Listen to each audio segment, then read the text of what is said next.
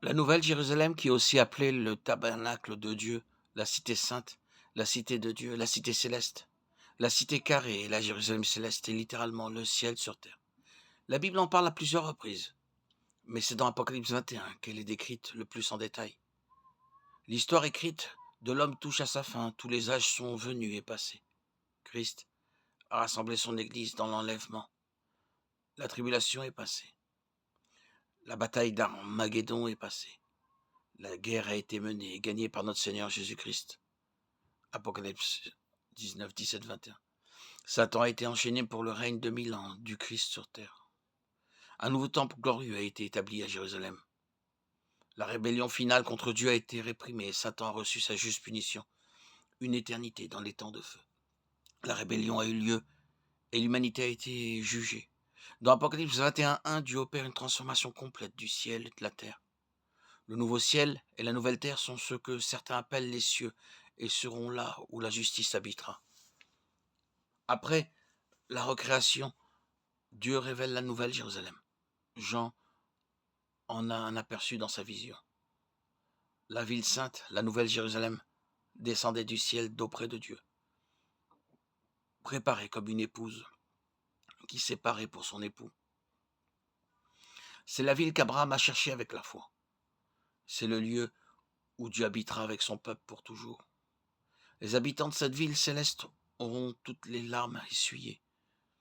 Apocalypse 21.4. La nouvelle Jérusalem sera incroyablement immense.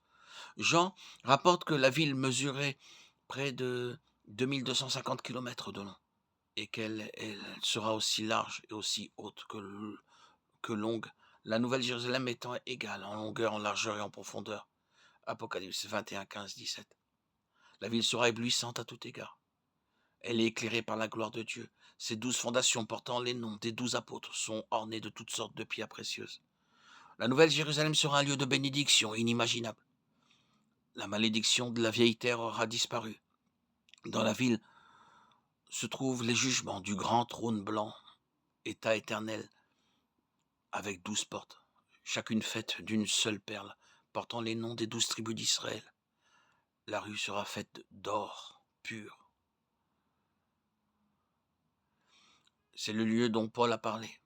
Dieu montrerait dans les siècles à venir l'incommensurable richesse de sa grâce manifestée par sa bonté envers nous en Jésus-Christ.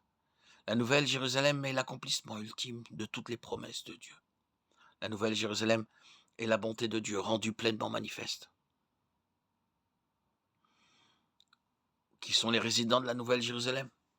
Le Père et l'agneau sont là. Apocalypse 21.2. Les anges sont aux portes, mais la ville sera remplie des enfants rachetés de Dieu.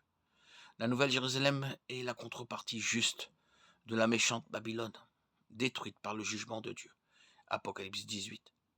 Les méchants avaient leur ville et Dieu a la sienne.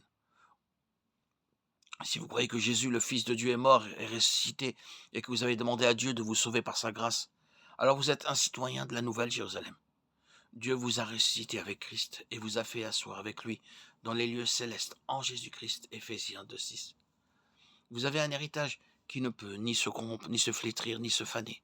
1 Pierre 1.4.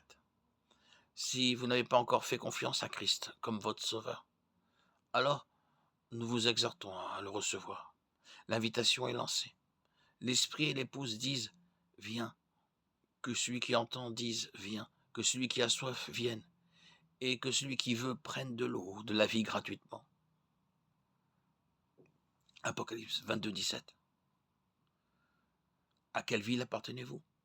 Babylone la grande ou la nouvelle Jérusalem? Faites votre choix dès aujourd'hui et choisissez celle qui peut vous apporter que la félicité éternelle, la nouvelle Jérusalem. Dès aujourd'hui, accueillez le Seigneur Jésus dans votre vie et vous serez sauvés.